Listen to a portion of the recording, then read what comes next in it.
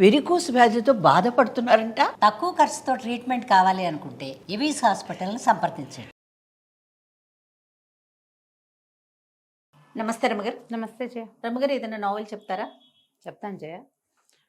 మల్లాది వెంకట కృష్ణమూర్తి గారివి 2 నవలలు ఆల్రెడీ మనం చెప్పి కూడా 2 ఏళ్ళు అయింది. అవును కదా. అవును.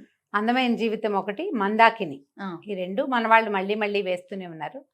ఆ 2 నవలలు చెప్పినప్పుడు నేను వారితో మాట్లాడినప్పుడు జయం చాలా ఇష్టం నాకని నేను చెప్పాను. మీకు ఇష్టం అన్నారు కదమ్మా, అది కూడా చెప్పండి అన్నారు.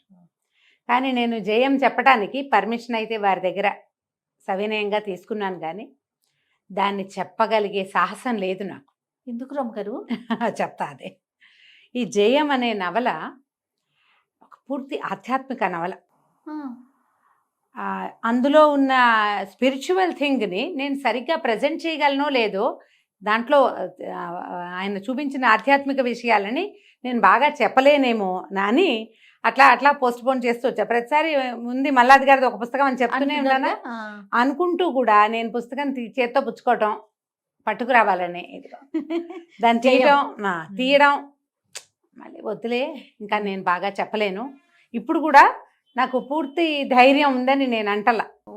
పూర్తిగా నేను దాన్ని సరిగ్గా ప్రజెంట్ చేయగలనన్న గట్టి నమ్మకం నాకు లేదు. ప్రయత్నం చేస్తా.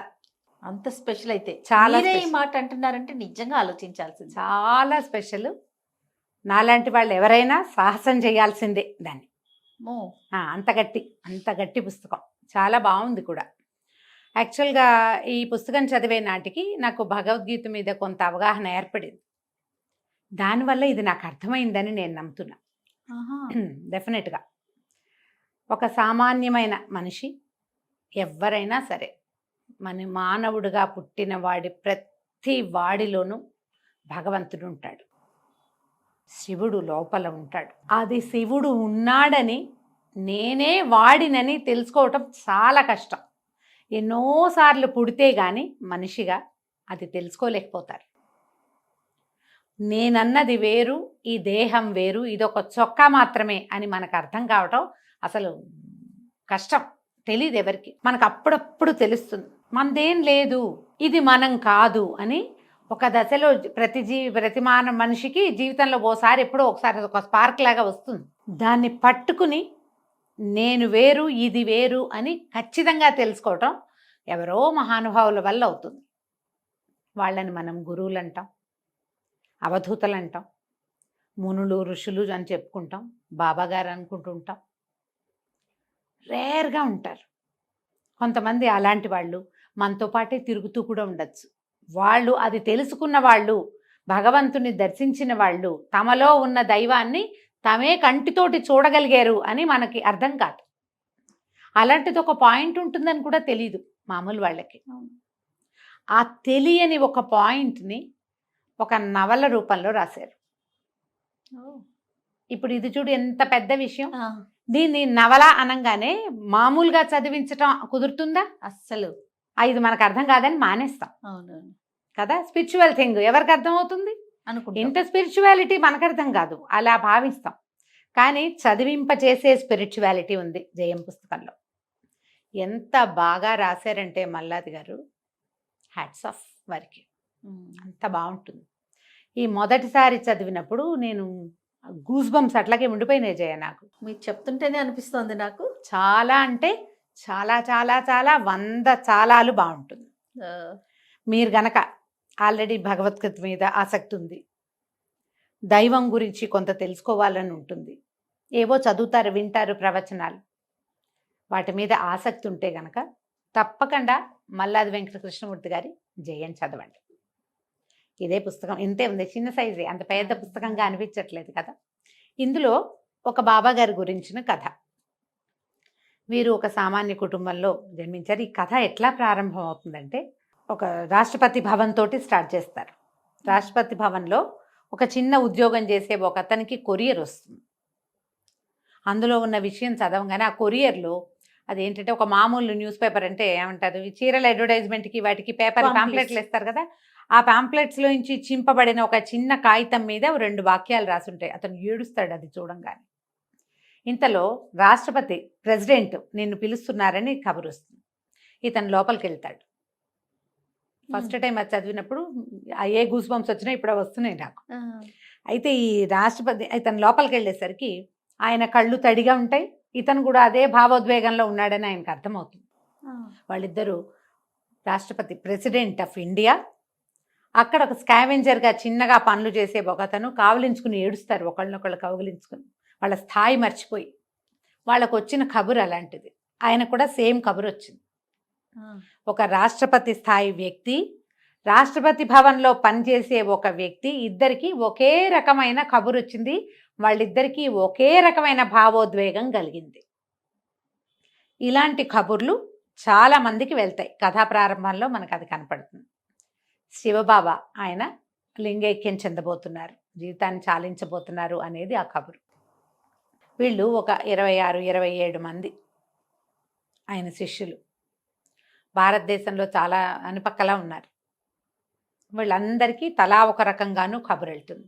ఒక్కొక్కళ్ళకి ఆయనే కనపడి నేను వెళ్ళిపోతున్నాను శివ నువ్వు రా అని పిలిచినట్టు కూడా కనపడుతుంది. గురువులు ఇలా మాట్లాడడము అనేది మనం కొన్ని కథల్లో, ఆధ్యాత్మిక కథల్లో చూస్తాం.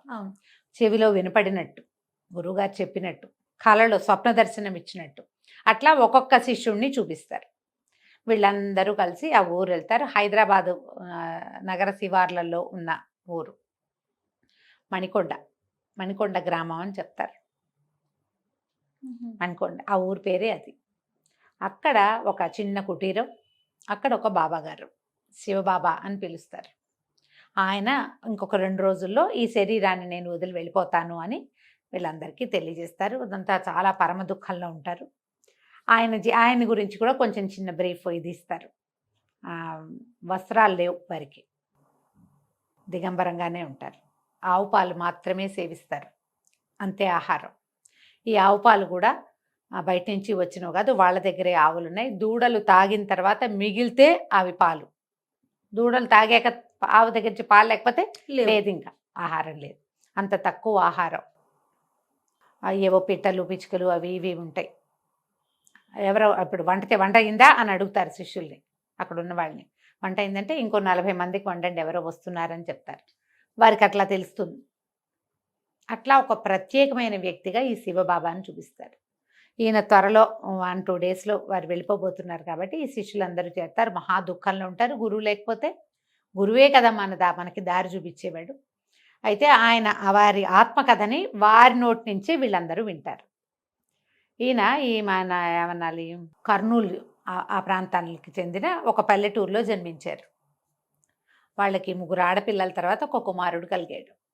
ఆ కుమారుడి జాతకం చూపించినప్పుడు అబ్బో చాలా అద్భుతమైన వ్యక్తి అవుతాడు అని చెప్తారు. అయితే ఈయన ఆ పుట్టిన కుమారుడు సన్యసించటానికి అవకాశం ఉందని తెలుస్తుంది వాళ్ళకి.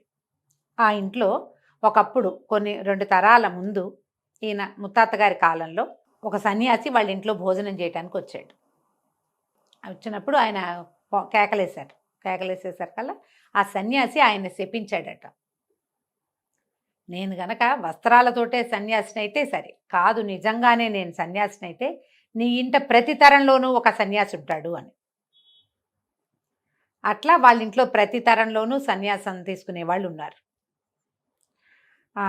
ఇప్పుడు ఏ కుర్రవాడైతే జన్మించాడని చెప్తున్నామో అతని బాబాయ్ కూడా ఆల్రెడీ సన్యాసం తీసుకున్నారు. వాళ్ళ ఇంట్లో పుట్టాడు ఈయన.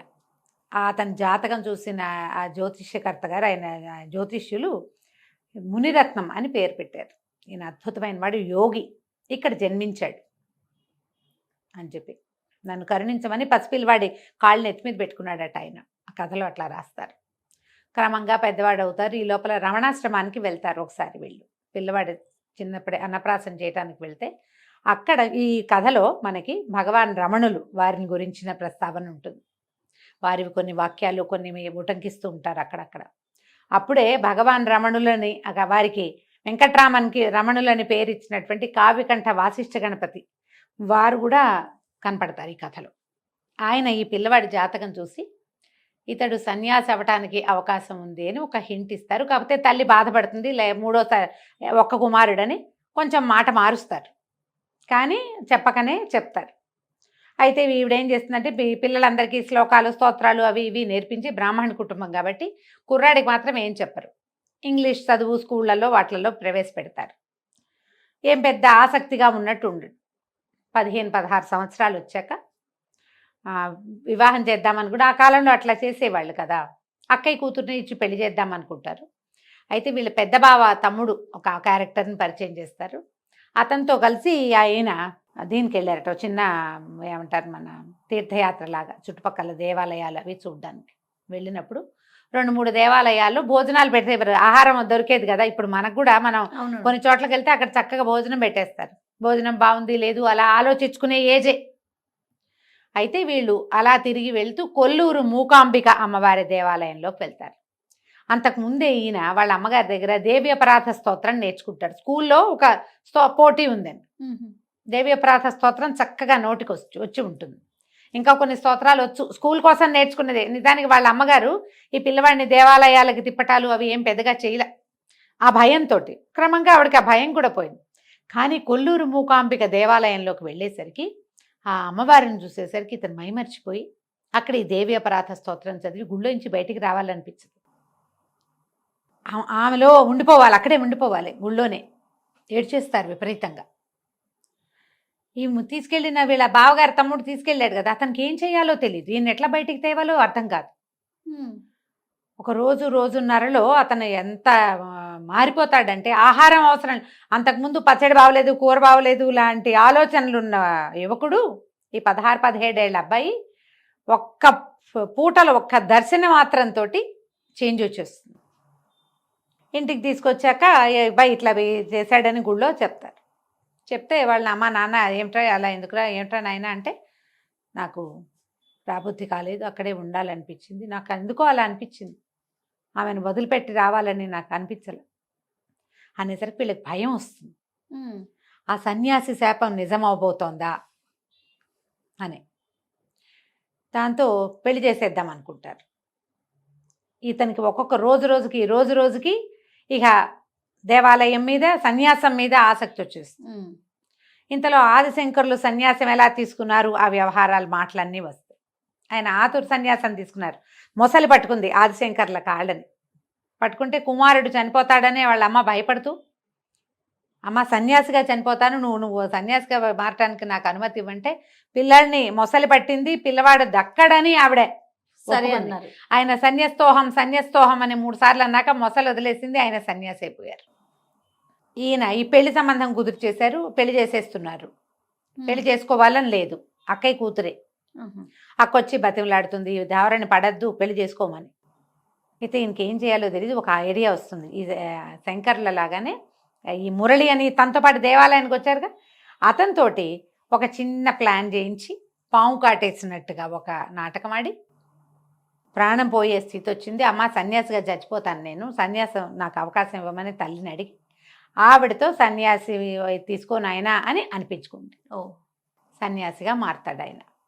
ఇక మెల్లిగా పేరెంట్స్ ఒప్పుకోరు, కేకలేస్తారు. అదంటే నువ్వు చెప్పిన తర్వాత ఇంకా వెనక్కి వెళ్ళటానికి కుదరదు. అప్పుడు మళ్ళీ కంచి పరమాచార్య అలా వారిని కూడా, అంటే పరమాచార్య కాలం అంటే ఎప్పటిదో ఇది. భగవాన్ రమణుల్ని చూశాడు ఇతను. ఈ క్యారెక్టర్ మునిరత్నం గారు ఆయన్ని చూశారు, ఈయన్ని చూశారు. అంటే మనకంటే ముందు తరాల్లో ఉన్నట్టు కదా. అయితే కంచి అక్కడికి వెళ్ళారు. వెళ్తే ఆయన ఏమన్నారు, ఒకసారి సన్యాసం అన్న తర్వాత ఇంకా కుదరదు, పర్వాలేదు, ఈ బాబాయ్ ఆల్రెడీ సన్యాసం పుచ్చుకుని ఉన్నారు కదా, ఆయనది ఒక కుటీరం ఉంది వీళ్ళింటి దగ్గరే, అందులో ఉండనివ్వండి, ఏదైనా చదువు అంటే ఏదో ఇంకో చదువుకుంటాడు, బాబాయ్ పుస్తకాలు ఉన్నాయి. క్రమంగా ఆయనకి ఇంట్లో ఉండబుద్ధి కాదు. 17-18 సంవత్సరాలు ఇక్కడి నుంచి వెళ్ళి మొదట రుద్రకోటేశ్వర స్వామి దేవాలయం, ఈ నెల్లూరు కాదు కర్నూలు చుట్టుపక్కల గ్రామాలని చూపిస్తారు, రాయలసీమ చుట్టుపక్కల. అక్కడ కొంతకాలం ఉంటారు. అక్కడి నుంచి ఇంకో చోటకి మారుతూ క్రమంగా ఈయనలో ఆధ్యాత్మిక ప్రగతి వస్తుంది. మనం సన్యాసం పుచ్చుకోవటం అంటే ఏమిటి, చాలామంది సన్యాసుల్ని మనం చూస్తాం, అసలు అది ఏమిటో ఇందులో మనకు తెలియజేస్తారు. పోనీ మళ్ళీ ఇది బోర్ కొట్టదు, మనకి బోర్ కొట్టదు. ఎట్లా ఆయన తనే దైవంగా ఎలా మారారో, ఎట్లా ఈ జీవాత్మ పరమాత్మ తత్వంగా మారాడో మనకి క్లియర్గా చూపిస్తారు. రకరకాల వ్యక్తులు. ఈయనకి తర్వాత ఏమో ఈ కుండలిని యోగం వారికి ఎట్లా లభించింది, కుండలిని యోగాన్ని కూడా ఎంత బాగా చెప్పారు, చాలా వివరంగా. ఎలాంటి దశలు దాటుతుంటే వ్యక్తుల్లో ఎలాంటి వికారాలు వస్తాయి మనం చూస్తుంటాం జయ. ఇది అసందర్భం కాదేమో అనుకుంటున్నా, కానీ సాధారణంగా ఇట్లా సాధనలో ఉన్నవాళ్ళు సాధన ముందుకు వెళ్తుంటే కొంతకాలానికి ఒక రకమైన శక్తులు వస్తాయి వాళ్ళకి, ప్రతి వాళ్ళకి, ఆ సాధకులకి వచ్చినప్పుడు ఏం చేస్తారంటే ఆ శక్తి ప్రదర్శనలోకి దిగుతారు. చుట్టూతా ఉన్న సమాజం వారిని ప్రొవోక్ చేస్తుంది, పాపం సాధన ఆగిపోతుంది. అవునండి, మనం గమనిస్తూ ఉంటాం. అద్భుతమైన శక్తులు ఉన్నట్టుగా తోస్తుంది వాళ్ళకి. పూర్తి విద్య సాధన గనక పూర్తయ్యి వాళ్ళు భగవద్ దర్శనమే చేసి సహస్రారానికి ఆ కుండలిని గనక చేరితే అసలు ఈ ప్రదర్శన రాదు, అహంకారం రాదు, ఇంకేం ఉండదు అక్కడ. కానీ ఈ మధ్య మార్గంలో అది చాలా వికారాలకి కూడా గురి చేస్తుంది సాధకులు. అవును, అక్కడ ఆగిపోతారు. అట్లా ఆగిపోయి ఏవో ప్రపంచపు మాయల్లో పడిపోయి రకరకాల బట్టల్లో పడిపోయి మరణించిన వాళ్ళు కూడా మళ్ళీ జన్మలో సాధన ఎక్కడ ఆగిందో అక్కడి నుంచి సాధన స్టార్ట్ చేస్తారని మనకు భగవద్గీతలో కూడా అట్లాంటి కొన్ని వాక్యాలు ఉన్నాయి. అది ఇక్కడ చాలా మందిని అలా చూపిస్తారనమాట. ఈయన రకరకాల దేవాలయాలు మారటం, ఒక్కొక్క చోట ఆయనకి ఎలాంటి సాధన ఏ రకంగా ముందుకెళ్ళారు.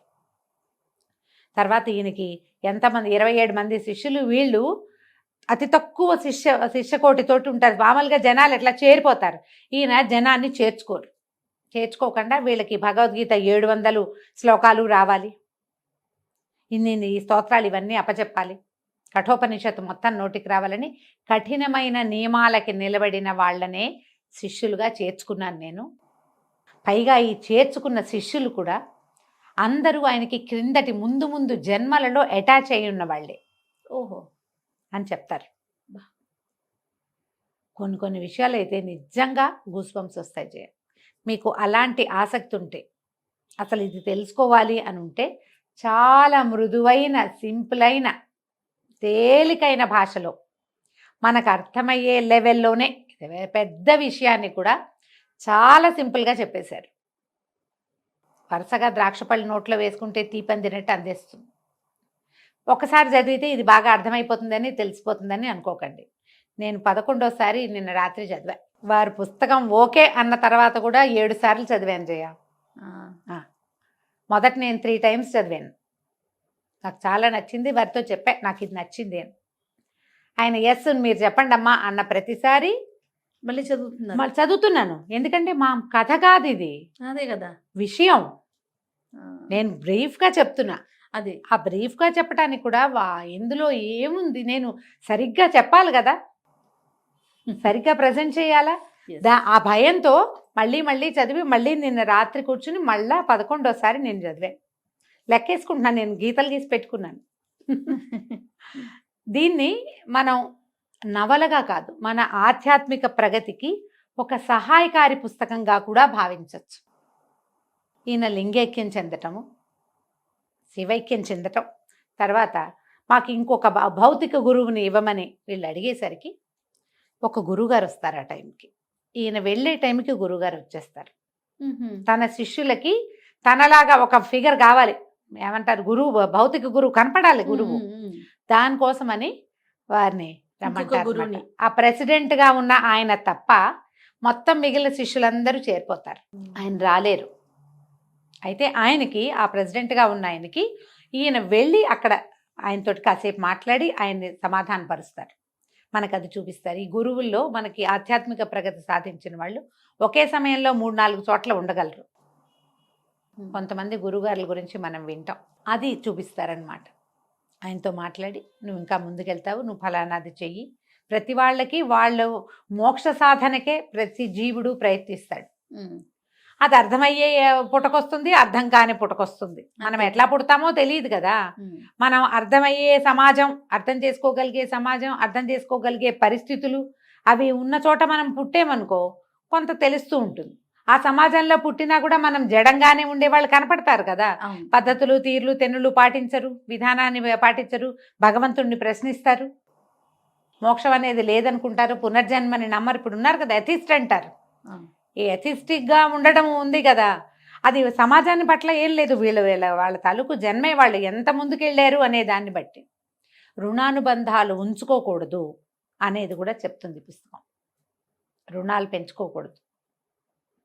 ఎంత బ్యూటిఫుల్గా చెప్తారంటే కొన్ని కొన్ని విషయాలైతే సింపుల్గానే, చాలా పెద్ద మ్యాటర్. నువ్వు ప్రతిసారి అడుగుతావు, నువ్వు మామూలుగానే ఉండి మీరు ఇలాంటి విషయాలు ఎలా మాట్లాడతారు అని. దానికి ఈ పుస్తకం చాలా సహాయం చేస్తుంది జయ. ఇదొకటే కాదు, ఇలాంటివి చాలా పుస్తకాలు, అందులో ఇదొకటి. నేను కూడా చాలా పెద్ద స్పిరిచువల్ థింగ్ని చదివితే అయోమయంగా అయిపోతాను నేను, అర్థం కాదు. మనకి సులువుగా ఉండే భాష కావాలి కదా, ఆ సులువైన భాషలో ఈ బుక్ నన్ను ముందుకు తీసుకెళ్ళింది. జయం చదివితే మీలో వచ్చే మార్పు మీరు ఖచ్చితంగా తెలుసుకుంటారు. దీని తర్వాత వచ్చిన కొన్ని పుస్తకాలు ఇలాగే ఆధ్యాత్మికంగా ముందుకు తీసుకెళ్లే బుక్స్ రాశారు వారు. వాటన్నిటికంటే కూడా నాకు ఇది ఇష్టం. నాకు అవకాశం ఇస్తారా రమ్మగారు, చదువుకునే అవకాశం? డెఫినెట్గా. ఆ పుస్తకం నాకు ఇస్తే ఇస్తాను. ఒక్కసారి నేను చదివి మళ్ళీ మీకు ఇస్తాను. ష్యూర్. నువ్వు తర్వాత 2-3 ఈ పుస్తకం చదవండి అని చెప్తావు. అదే తప్పకుండా. స్లోగా వెళ్ళి హైరాన్ పడిపోకూడదు. మనం కథ చదివేసి తెలిసేసుకోవాలనుకోకూడదు. ఒక్కొక్క విషయం తాపీగా చదువుతూ ఉంటే తెలుస్తుంది. నాకు విశ్వనాథ్ సత్యనారాయణ గారు చాలా ఇష్టం జయ. విశ్వనాథ్ సత్యనారాయణ గారి పుస్తకాల్లో ఆఖరికి నేపాల్ రాజవంశ కథలు, అలాంటివి రాజవంశాల కథల్లో కూడా ఆయన కొన్ని రకాలైన ఆత్మ సిద్ధాంతాలని డిస్కస్ చేస్తారు. అదొక విచిత్రము అని స్టార్ట్ చేస్తారు. చిన్నప్పుడు ఏం చేసేదాన్ని అంటే అదొక విచిత్రము దగ్గర నుంచి 20 పేజీలు టపటపటప తిప్పేసేదాన్ని. అర్థం కాదు మనకి, నాకు అర్థం కాదు, నా చిన్నతనం కదా, అయిపోయి ఆ మొత్తం ఆ విచిత్రం పూర్తయిపోయాక ఆ కథ స్టార్ట్ అయ్యే దగ్గర చదివేవారు. నేను అలా మొత్తం పుస్తకాలన్నీ అదే కథ. బాగా పెద్దయ్యాక ఐడియాస్ మారిన తర్వాత నేను మిగిలిన పుస్తకాలన్నీ నేను చదివేసినవి అసలు నేపాల్ రాజవంశ కథలు, తర్వాత ఏమో మొత్తం ఇంచుమించుగా అన్ని కథలు, ఆ పేరు ఈ పేరు అని లేదు, అన్ని పుస్తకాలలో కూడా కాశ్మీరీ రాజవంశ కథలు అవి కూడా. ఇప్పుడు స్టోరీ ఏం చదవను నేను, ఆ విచిత్రం దగ్గర మొదలు పెడతా. ఆ 20 పేజీలో 15 పేజీలో చదివితే కొంచెం బుద్ధి వికాసం కలుగుతుంది, బుద్ధి వికసిస్తుంది మనకి. ఎందుకంటే ప్రతి వాళ్ళకి హృదయ కుసుమంలో భగవంతుడు ఉంటాడు. ఆ కుసుమం విరబూస్తేనే తెలుస్తుంది, ఇట్లా మొగ్గలా ఉంటుంది. మొగ్గలో ఉన్నాడు భగవంతుడు. ఆ మొగ్గ ఎప్పుడు వికసించాలి? అందరిలోనూ ఉంది మొగ్గ. అదే కదా, మొగ్గగా ఉంటే కుదరదు కదా, అది వికసిస్తే కదా మనం భగవద్ దర్శనం చేయగలిగేది. ఆ వికాసము మనకి ఇలాంటి పుస్తకాల వల్ల వస్తుంది. అందుకనే నేను వీరి దగ్గర ఇది పర్మిషన్ తీసుకున్నాను, సాహసించి 2 ఏళ్ల తర్వాత ఇప్పుడు చెప్పడానికి ట్రై చేశానని భావిస్తున్నా. మీకు ఎంత మటుకు అర్థమైతే అంతవరకు పుస్తకం కొని చక్కగా చదవండి, చాలా విషయాలు తెలుస్తాయి. ఇందులో మనకి రాసింది రమణ మహర్షి గురించి, రామకృష్ణ పరమహంస చెప్పిన వాక్యాలు కొన్ని, చంద్రశేఖరేంద్ర సరస్వతి మహాస్వామి వారు చెప్పినవి, మలయాళ స్వామివి, అట్లా కొంతమంది ఉటంకించినవి వారి వాక్యాలు, అవి కూడా బ్రీఫ్గా కనపడతాయి. ఇన్ని సంవత్సరాల నుంచి మీరు నాకు స్టోరీలు చెప్తా ఉన్నారు, వింటా ఉన్నాను కదా రమ్మ. నాకు ఎప్పుడు కూడా మీరు చదివిన బుక్ నేను చదవాలన్న ఆలోచన రాలా. ఎప్పుడైనా తీసుకున్నా కూడా హనీ కోసం తీసుకుంటాను అంతే, దానికి సంబంధించిన బుక్స్ ఉంటే గనక. ఫస్ట్ టైం మీ ముఖ కవలికలు చూశాక ఖచ్చితంగా ఇది నేను చదవాలి అని అనిపించి మిమ్మల్ని అడుగుతాను. ఇది విన్న వాళ్ళందరూ చదవాల్సిందే తప్పకుండా రమ్మగారు. Thank you so much. చదివి నేను నా అభిప్రాయం చెప్దు గారు, నాకు వచ్చిన ఫీలింగ్ చెప్తా. అభిప్రాయం అంత పెద్ద పదం కాదు కానీ నాకు వచ్చిన అనుభూతి ఏదో మీతో షేర్ చేస్తాను తప్పకుండా. థ్యాంక్ యూ సో మచ్ రమ్మగారు. నమస్తే. నమస్తే జయ.